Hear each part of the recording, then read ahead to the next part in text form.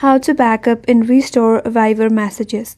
So first of all, you have to launch the Viber application and make sure to log in into your Viber account. Once you're here, tap on the three dots from the bottom right corner. From here, scroll down a bit, then tap on settings.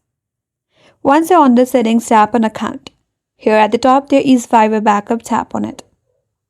Now, if you navigate at the very bottom, there is backup now. But before that, you have to choose the account for your backup or you have to link your Google Drive. Tap on account for backup, then you have to choose your account. If this is not your account, tap on add account and this will ask you to enter your login credential. Provide your login credential, then link your account. So once you have added your Google account or your Gmail account, then tap on backup now.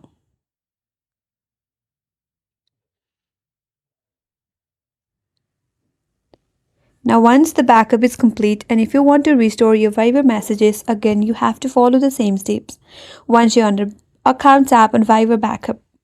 There are next to backup now or in front of backup now button, tap on restore. Now tap on restore now in order to restore your Viber messages. And that's all for this video. Hope this video was helpful and if you're new to our channel, consider subscribing.